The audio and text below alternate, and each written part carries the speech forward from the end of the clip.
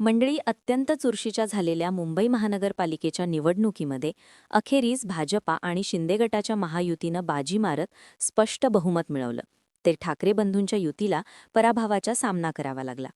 227 जागा असलेल्या मुंबई महानगरपालिकेमध्ये ठाकरे बंधूंच्या युतीला 72 जागांपर्यंतच मजल मारता आली.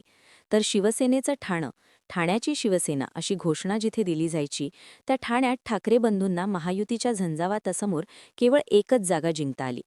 एवढी वर्ष ज्या ऐक्याची चर्चा सुरू होती, ते ठाकरे बंधूंमधील ऐक्य झाल्यानंतर मुंबई आणि आसपासच्या परिसरातील राजकीय समीकरणं बदलतील. मराठी अस्मिता, मराठी माणूस या मुद्द्यांवर मुंबईतील मराठी माणूस ठाकरे बंधूंच्या मागे एकजुटीनं उभा राहील आणि मुंबईत ठाकरे बंधूंच्या पक्षांना ऐतिहासिक यश मिळेल असे दावे केले जात होते.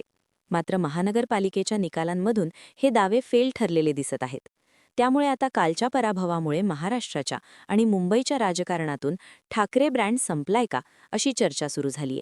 त्या पार्श्वभूमीवर महानगरपालिका निवडणुकीत झालेल्या पिच्छाहाटीमुळे ठाकरे ब्रँडला खरंच धक्का बसलाय का? या पराभवानंतर ठाकरे बंधूंच्या राजकारणाचं भवितव्य काय, याचाच घेतलेला हा सविस्तर आढावा. मंडळी, ठाकरे ब्रँड संपला की नाही याची चर्चा करण्यापूर्वी आपण ठाकरे ब्रँडचा जन्म कसा झाला हे पाहूयात. 1960 महाराष्ट्र राज्याची निर्मिती झाल्यानंतर या संयुक्त महाराष्ट्राच्या निर्मितीत मोलाचा वाटा उचलणाऱ्या संयुक्त महाराष्ट्र समितीचं विसर्जन झालं. त्यानंतर मराठी माणसाचा आवाज उठवणारी एक प्रबळ संघटना उरली नव्हती. बाळासाहेबांनी ही पोकळी ओळखून मराठी अस्मितेचा झेंडा हाती घेतला. 1960च्या त्या दशकात मुंबईत दक्षिणात लोकांचं वर्चस्व वाढत होतं. त्याविरोधात बाळासाहेब ठाकरे यांनी मार्मिक या साप्ताहिकामधून मुंबईतील नोकऱ्यांमध्ये मराठी माणसाला कसं डावललं जातं हे प्रभावीपणे मांडायला सुरुवात केली.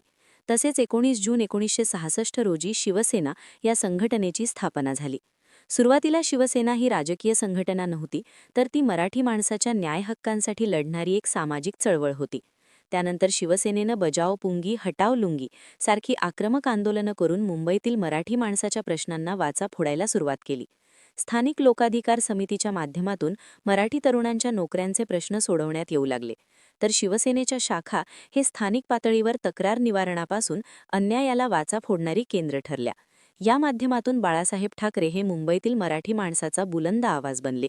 आधी ठाणे आणि मुंबईची सत्ता ठाकरेंच्या हाती आली आणि बाळासाहेब ठाकरेंच्या रूपात मराठी माणसाच्या प्रश्नांना वाचा फोडणारा ठाकरे ब्रँड उदयास आला.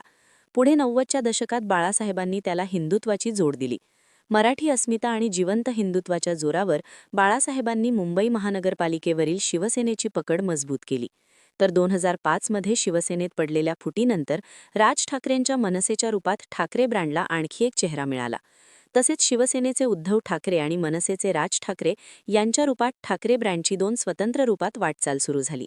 सुमारे 20 वर्ष एकमेकांविरोधात लढल्यानंतर मुंबई महानगरपालिकेच्या निवडणुकीच्या पार्श्वभूमीवर मराठी अस्मितेचा मुद्दा खांद्यावर घेत हा ठाकरे ब्रँड एकत्र आला.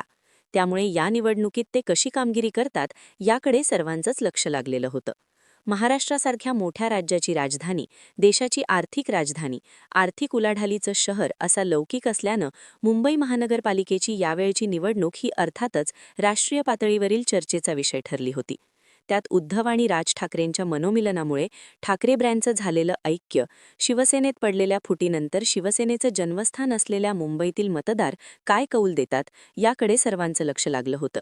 या निवडणुकीत एकीकडे भाजपा आणि शिवसेना शिंदे गटाची महायुती, दुसरीकडे ठाकरे बंधूंची युती आणि तिसरीकडे वंचिताला घेऊन स्वबळावर लढत असलेली काँग्रेस, याशिवाय इतर छोटे मोठे पक्ष, अशी लढत यावेळी मुंबई महानगरपालिकेसाठी झाली. या लढतीत ठाकरे बंधू यांनी सुरुवातीपासूनच मराठी अस्मिता, मुंबईत मराठी माणसाची होत असलेली गळचेपी हे मुद्दे लावून धरले होते. तसेच शिवाजी पार्कवर झालेल्या ऐतिहासिक सभेमधून राज ठाकरेंनी अदाणी हे भाजपाच्या मदतीनं मुंबईसह महाराष्ट्र आणि देशात उद्योगांमध्ये कशी एकाधिकारशाही निर्माण करतायत हे प्रमाण दाखवून दिलं.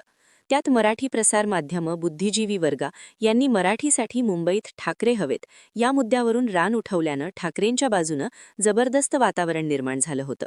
त्यामुळे ठाकरे मुंबई जिंकणारच असं चित्र निर्माण झालं होतं. मात्र प्रत्यक्षात निकाल आले तेव्हा ठाकरे बंधूंची गाडी 71-72 जागांवर जाऊन अडली, तर भाजपा आणि शिंदे गटाची महायुती बहुमतापर्यंत पोहोचली. ठाकरे बंधूंनी कडवी लढत दिली तरी त्यांना पराभव स्वीकारावा लागला. या पराभवामुळे ठाकरे ब्रँडलाही काही प्रमाणात जबरदस्त धक्का बसलाय. त्याची कारणं खालील प्रमाणात सांगता येतील. यातील पहिलं कारण म्हणजे ठाकरे बंधूंचं 20 वर्षानंतर मनोमिलन झालं तरी त्यांनी महानगरपालिका निवडणुकीसाठी युतीची घोषणा करण्यासाठी खूप उशीर लावला. निवडणूक जाहीर झाल्यानंतर युतीची घोषणा करण्यात आली, मात्र त्यामुळे वातावरण निर्मिती करण्यास पुरेसा वेळ मिळाला नाही.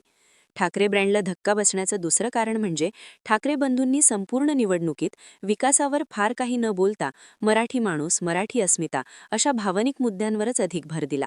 मराठी बहुल भागात हे मुद्दे चालले, मात्र संपूर्ण मुंबईभर त्या मुद्द्यांचा परिणाम तेवढासा जाणवला नाही. तिसरी बाब म्हणजे या निवडणुकीत ठाकरेंनी हिंदुत्वाऐवजी मराठी अस्मितेच्या मुद्द्यावर लक्ष केंद्रित केलं होतं. त्यामुळे भाजपाकडून हिंदुत्व, मुंबईत हिंदू महापौर होणार अशी घोषणा सुरू असतानाही अल्पसंख्याक मतांवर लक्ष असल्यानं ठाकरे बंधूंच्या युतीकडून हिंदुत्वाबाबत फार काही बोललं गेलं नाही. त्यामुळे मुंबईतील हिंदुत्ववादी मराठी मतदार महायुतीकडे वळला आणि त्याचा फटका ठाकरे बंधूंना बसला. याशिवाय वर्तमान परिस्थितीपेक्षा इतिहासातील दाखले, प्रमाणाबाहेर केलेली मराठी अस्मितेची हवा हे मुद्दे नवमतदारांना आकर्षित करू शकले नाहीत. तसेच बिगर मराठी भाषिकांबाबत केलेल्या टोकाच्या वक्तव्यांमुळे असा मतदार भाजपाच्या मागे गेला आणि त्याचा फटका ठाकरे बंधूंना बसला. त्याबरोबरच मराठी अस्मिता आणि मुंबईतील मराठी माणूस या भावनिक मुद्द्यावर ठाकरे बंधूंनी रान पेटवलं असलं तरी याआधी 25 वर्ष सेनेची सत्ता असताना मराठी माणसासाठी काय केलं? ठाकरेंचे मुंबईवर एखादी राज्य असतानाही मुंबईतून मराठी टक्का कसा कमी झाला?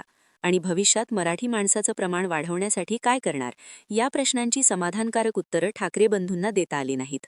त्यामुळे ठाकरेंचे बालेकिल्ले असलेल्या भागांव्यतिरिक्त इतर मुंबईत ठाकरे बंधूंच्या पक्षांना पराभूत व्हावं लागलं. असं असलं तरी महाराष्ट्रातील सत्ता, प्रचंड यंत्रणा, बलाढ्य नेते सारं काही दिमतीला असूनही या महायुतीला मुंबईतील 227 जागांपैकी 118 जागांपर्यंतच मजल मारता आली. तर अत्यंत प्रतिकूल परिस्थिती असतानाही ठाकरे बंधू आणि शरद पवार गटाच्या युतीनं 72 जागा जिंकल्या. त्यात पक्षचिन्ह, कार्यकर्ते, नेते सारं काही गमावलेलं असलेल्या ठाकरे गटानं 65 जागा जिंकत लक्षणीय कामगिरी केली. मुंबईतील मराठी माणसाचे बालेकिल्ले असलेल्या लालबाग, परळ, दादर, वरळी, विक्रोळी, भांडूप, जोगेश्वरी अशा भागात ठाकरे बंधूंनी आपली ताकद दाखवली. तसेच मुंबई महानगरपालिकेच्या कारभारावर नियंत्रण राखण्याइतपत जागा मिळवल्या. त्यामुळे पराभव झाला असला तरी मुंबईतून ठाकरे आणि ठाकरे ब्रँड संपलेला नाही हे स्पष्ट झालंय. त्याबरोबरच मुंबईमध्ये मराठीचा मुद्दा आणि ठाकरेंचा आपलेपणा अजूनही कायम आहे हेही या निकालांनी दाखवून दिले. मात्र आता भविष्यात मुंबईसह महाराष्ट्रामध्ये आगेकूच काहायची असेल तर ठाकरे बंधूंना मेहनत घ्यावी लागणार आहे. सद्यस्थितीत काही मराठी पट्टा वगळता मुंबईतील ठाकरे बंधूंच्या वर्चस्वाला धक्का बसला ही बाब लक्षात घेऊन रणनीती आखावी लागेल. सातत्यानं लोकांमध्ये मिसळावं लागेल. त्याबरोबरच मराठी अस्मितेसोबत विकासाचे मुद्देही हाती घ्यावे लागतील. तरच काहीसा संकुचित झालेला ठाकरे ब्रँड पुन्हा मोठा होईल. तसेच केवळ मुंबईतच नाही तर महाराष्ट्रामध्येही प्रभावी होईल. आता मुंबई महानगरपालिका निवडणुकीत झालेल्या पिच्छाहटीमुळे ठाकरे ब्रँड संपण्याच्या मार्गावर आहे अशा केल्या जाणाऱ्या दाव्यांबाबत तुम्हाला काय वाटतं? ठाकरे खरंच संपतील का? तसंच ठाकरे बंधूंना आपला ब्रँड टिकवण्यासाठी भविष्यात काय करावं लागेल याबाबत तुम्हाला काय वाटतं हे आम्हाला तुम्ही कमेंटच्या माध्यमातून नक्की कळवा. सोबतच हा व्हिडिओ आवडला असेल तर लाईक आणि शेअर करा. सोबतच आपल्या चॅनलला सबस्क्राईब करायला अजिबात विसरू नका. धन्यवाद.